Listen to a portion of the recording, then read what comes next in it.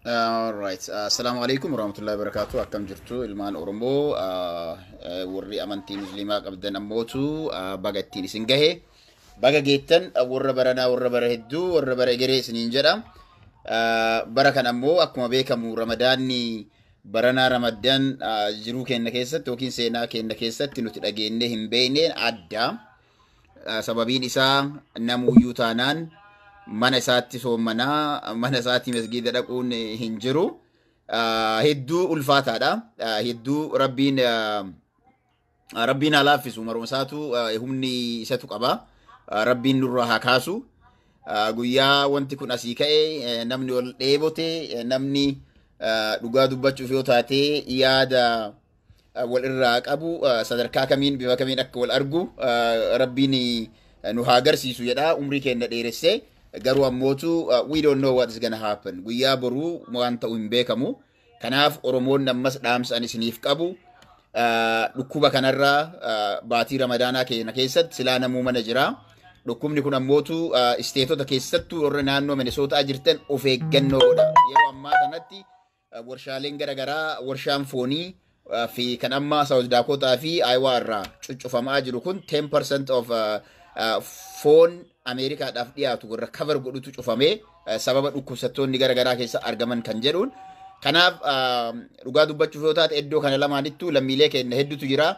Warri dhukkuba kanaan rabbiin isaan qabee du'aayii godhaa fi yoo pozitiiv illee ta'an rabbi irraa kaasu jedha. Warra bira ammootu warra hanga ammaa dhukkuba kanaan hin qabamin rabbiin nu haa eegu rabbiin kadhadha. Warra baranaa warra bara geree warra bara hedduu warra bara dhufullee deebi'ee rakkoo saba keenyaa irratti illee waliin mari'ataa jaalala walii qabaatu rabbi nu haa godhu. Hundumti keessanuu musliimonni sadarkaa addunyaa irra jirtan martumti keessanuu baga geettan baga isiniin gahee dhaamsa kootii baga rabbi kanaan isin gahee.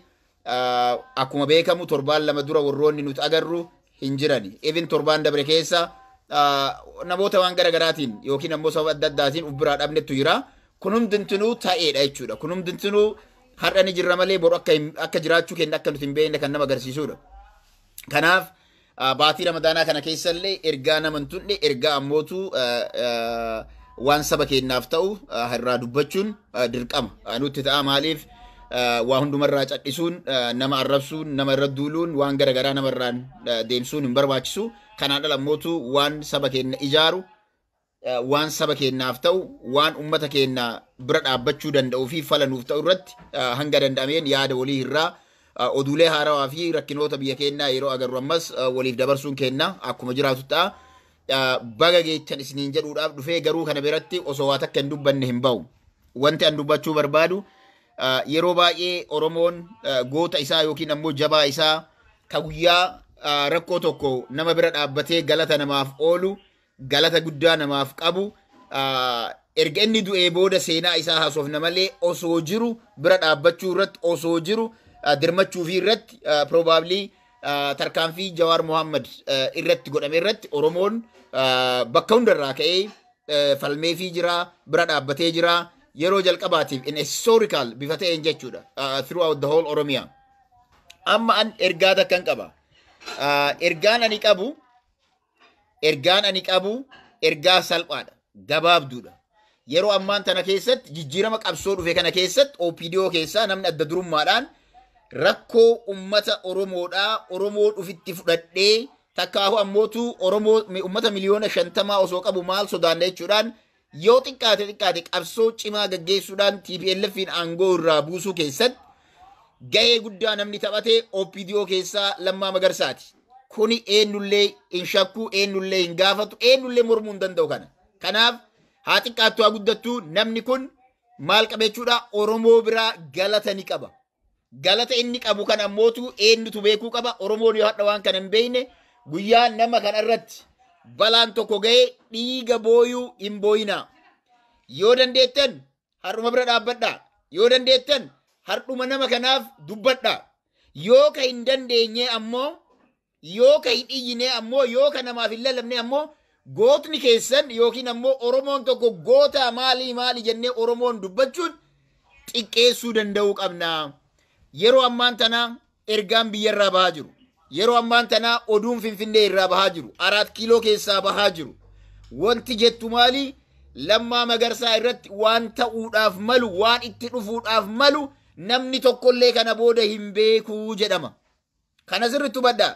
Because yoo xiqqaate namni kun waggoota 27 keessa dabarree waggaa tokkoof qabsoo uummata Oromoo akka jijjiiramtu godheera. Hanga Abiyoot dhufee qabsoo sana kallattii isii jijjiirutti jechuudha. Kanaaf lammaan yeroo ammaan tanaa akka duriititti akka hin jirre olii gad socho'uu akka hin dandeenye dur bilbilaan nama dubbisuu hin danda'amu jedhama. Amma olii gad socho'uu akka hin dandeenye waraanni duraan isa eegullee fuudhee Dr. Abiy torbaan kana keessa jechuudha. Guyyoota muraasa kana keessa kalee dheengadda kana keessatti warra isa eegu Oromoo irraa kaasee qulqulluu warra alagaa isaatitti akka deebisan kun ammoo maaliidhaaf akka ta'e maaliif akka godhame akka hin beekne torbaan kana keessa ammoo 4 kiiloo keessatti lammaan nama kana wajjin marii irra akka ture marii kana keessatti illee wantoonni irra wal dhaban wantoonni irra waliin galle jiraachuu akka danda'an beekamaadha. Namni waan hundarra waliin deeggaru kanaaf haalli lammaan amma keessa jiru oduun madda irraa dhufti akka jettutti namni kun rakkoo hamaa keessara. Namni kun any moment dhabamsiifamuu ni danda'ama. Amma ammoo yeequm isranyaa ta'ee jira jetti. Kanaaf Oromoon waan kana dhagaya. Oromoon dhimma kana because warroota kashalabboota kaleessa hin beekne miti. Warroota kashalabboota kaleessa aangoo dhufanii arraba nama arrabsuu irratti bobba'anii miti. Suni namni kuni ani lammaan arrabsee namni jedhu yoo jiraate yeroo tokko qofa lammaa irraa wanti haasofni nuti irraa hin eegne bahe. Kunis arrabaa miti.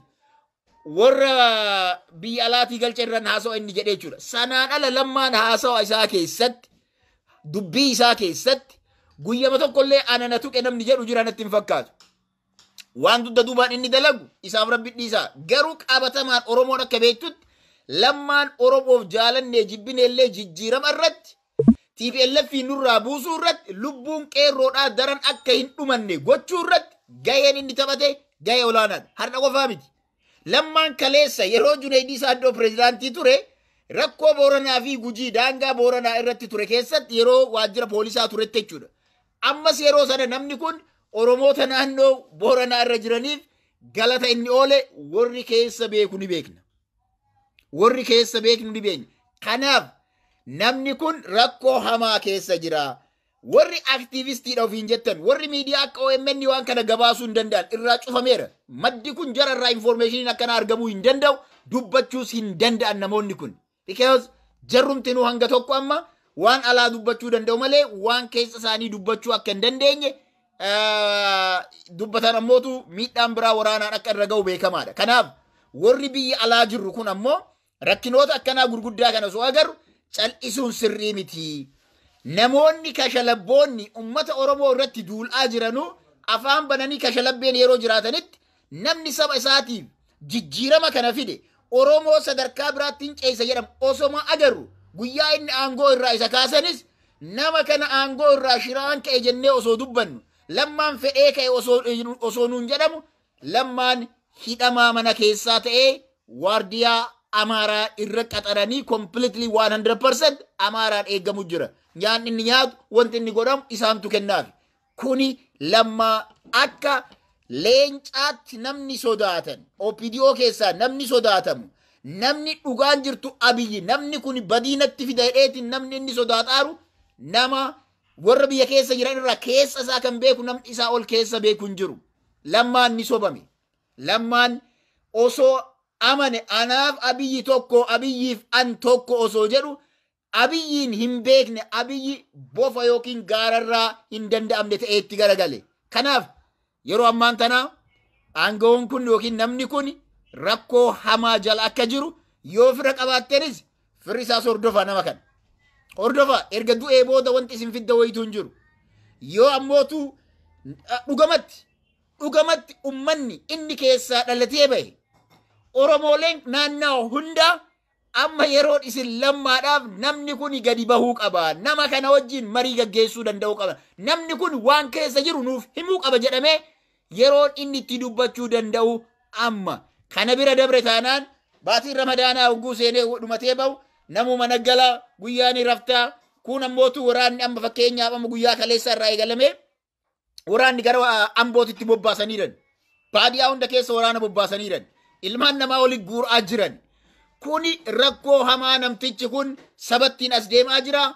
Dhagayaa iyya dabarsaa dubbiin Lammaa Magarsaa bakka dur jirtu osoo hin taane sadarkaa hamaa irra geettee jirti. Wanti waan kana dubbannuuf sabni akka dhagayuuf. OPDO'n illee waan isin hojjetaa jirtan, OPDO'n waan isin hojjetaa jirtan ummanni isin argee jira. Nu bira gahee jira. Kanaaf ummanni Oromoo miliyoona 50 ta'u Lammaa Magarsaa waan takka taanaaniin namni kun dhukkubaanii miti kan du'aa jiru, balaa biraatiin miti kan du'aa jiru. Yoo du'e, yoo dhukkubni isaa itti hammaate, balaan itti hammaannaan lubbuu isaatiif namni itti gaafatamu Abiy Ahmadii fi Habashoota 4 kiiloo keessa jiranii. Oromoon kana quba qabaadhaa. Kana quba akka qabaattaniif dhufeen. Kana yoo quba qabaachuu baattan ammoo yoo callistan Abdurrazaaq Ameerikaa jiraadha. Garuu ammoo boru ganama who is the next person kan jedhu kan gaafii natti ta'an. Namni itti aanu Jawaariin illee boru ganama kanuma gochuu danda'u. Jeneraal Kamaal Galchuu yeroo inni naannoo Amaaraa dhaqe waan inni dubbate san ni beektan. Wanti kun ammas akka salphaatti kan laalamu miti. Shaneen silaa ganama galgala irratti duulama. Kan barbaadan keessaa qabaniiran.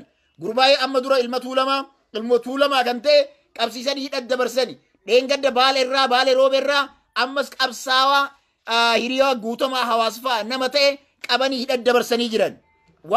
Alaabaa wantoota garaagaraa mallattoolee ABO agarsiisan hunda diigaa jiran. Waajjiraaleen jara ammoo bakka hundarraa buqqa'uun yeroo gabaabaa keessa. Ramadaana kana keessa osoo qoqqophiin yookiin ammootu waraanni state of emergency kun biyyattii sanarraa hin ka'in sababa koronaa vaayirasiitiin balaan Dr. Abiy geessisuuf deemu hidhaan Abiy Oromoo irraan gahuudhaaf deemu hidhaa xiqqaa miti. Kanaaf ummanni musliimaa baatii Ramadaanaa kan du'aayii godha. Kana ifatti beeka du'aayii godha. Mallas Zeenaawii yaa Rabbi afaan isa qabi jedhame yaa Rabbi kokkee isa qabi jedhame kokkee qabame. Kuni amma dubbii du'aayii Rabbiitti deebi'an gaamee jira jechuudha. Kanaaf bororraa eegaltee namni soommantu yaadadhu ummata kan kee ka hidhamaa jiru. Hanga dhiyoo kana namni nama gargaaru jira. Ummata beelawan gargaaru jira namni bakka hundarraa jechuudha. Waan tokko namoonni muraasni waan ajaa'ibaa godhaaran.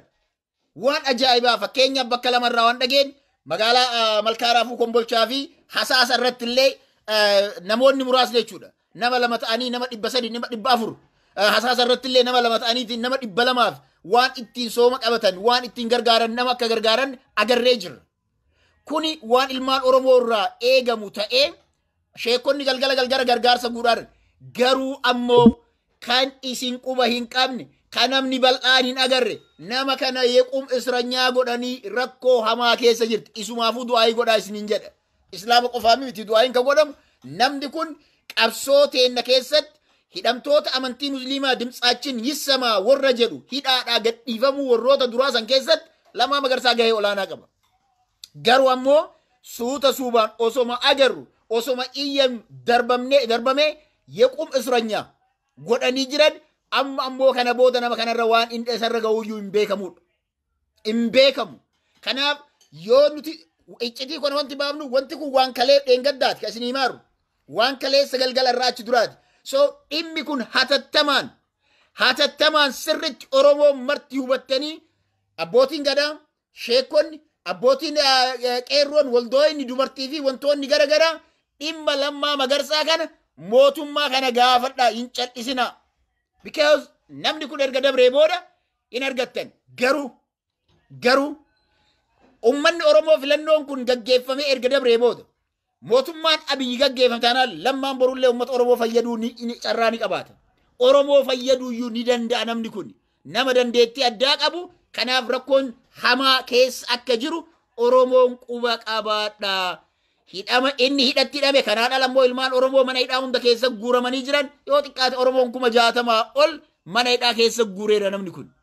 Namni 17 dheengadda jedhamu sun parsantii 10 gadi wanti jarri gadhiisan. Amma ammoo daran kaleessaa fi hadha Oromoota hedduminaan hidhatti naqaa jiran. Oromoota kanneen keessaa walakkaan isaanii Kiristiyaan, walakkaan isaanii Musliima. Akkuma kan kee baatiin Ramadaanaa kun dhufteeni soommana warra jedheetiin yaadaa ture. Amma bakki jarri itti jiran mana hidhaatti guuranii jiranii. Kanaaf dhimmi dhimma Oromoota hundaati. Dhimma baatii kana keessatti du'aa illee barbaachisu waan ta'eef isinitti gabaa uummanni Oromoo isiniin jedha. Ergaan too gabaabinaan isima tana ergaan dheertuu miti ergaa tana nama hundaan gaa itti yaada. Yeroo amma dura Lammaan guyyaa dogongoruu laal ana jechuun abiyyi jechuun ana jedhe inni hin beekne wanti lamaan abadan bofaa fi adariin tokko hin taatu. Inni kun handarii yookiin adariidha. Inni kun isa bofa. Namticha bofa ta'e inni adarii ta'e itti dhiyaate akkuma ajaa'ibaatti qabee mammareetiin namticha kana nyaatee jira jechuun ni danda'ama. Yeroo ammaatti Oromoonni quba qabaadhaa akka quba qabaattaniif dubbadhe malee waan Oromoon godhuu qabu Oromoon mataa isaatu beeka. Garuu ergaan nuti dabarsuu barbaannu mootummaa sanaaf Lammaan sadarkaa kana keessa jiraachuu isaa ummanni Oromoo isin dhageessisnee jirra. Ummanni Oromoo dhagahee jira. Lammaa irra wanti feete ga'ee taanaan itti gaafatamtu. Itti gaafatamummaa jalaa hin baatan. Naat oolii Lamma warra har'a hiitanii mana hidhaatitti dararaa jirtan warra waraana itti gabbaastaniitiin waan hamaa irraan gahaa jirtan kana ifatti beekaa ummanni Oromoo beekuu qabaaf dubbanna kana malee Minesootaa ta'ee lammaadhaaf waa gochuu hin danda'u. Garuu wanti an godhuu danda'u rakkoo namni kun keessa jiru waan namichi kun nama kana irratti dalagaa jiru saba Oromootitti dubbachuun dirqama ta'aadha. Daadhiis waan itti jechuudha. Yoo barbaadan amma maal jedhu amma erga kan amma yoo ni gabaam boruuf iftaan keessa yookaan Lammaa fuudhanii miidiyaa irra isin dhiyeessu. It is a fake. Fake jechuudha. Fakeidhaaf maal godhu akkuma Tigiricha biyyaa baasan sun maal godhan? Tigiricha amma dura Mallas Faati laal muuxannoo namicha kanaa hubadhaa. Tigiricha Ihaadig namicha beekamaa TPLF kan amma gara biyyaallee deebi. Haati warraa isaa quban qabdu. Namticha suufa itti uffisanii caffee yookiin ammootu mana marii irra geessanii namticha hidhanii jechuudha. Torbaan tokkoof hidhanii hojiitti heddummaate hidhanii mana hidhaa 4 kiiloo keessatti Mallas Faati. Den maal godhan?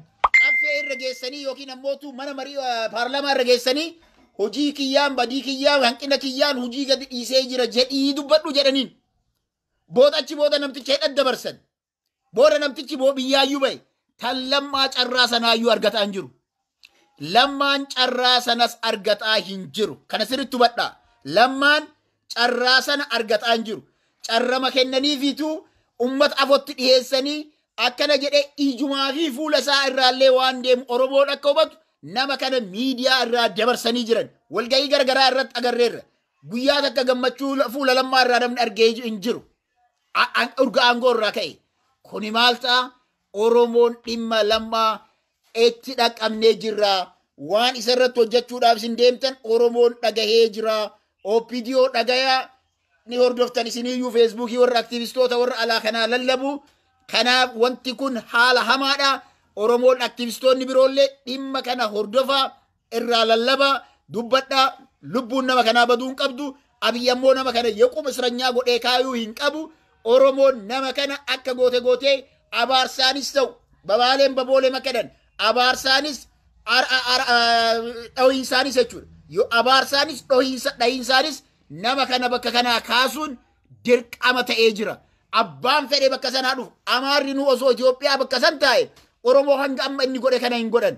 Amaarrummaan har'a gaachana seenaa godhatanii lammatu godhaaran laalu badhaa. Torbaan tokko dura waa gaafadhee tureen. Even namoota jajjaboo aktivistoota waa beekan jedhaniitiin gaafadhee ture. Mee waa baasaa jedheeni ministeeronni Oromoo meeqatu jira mee naa baasaa jedhee gaafadhee ture torbaan tokko dura.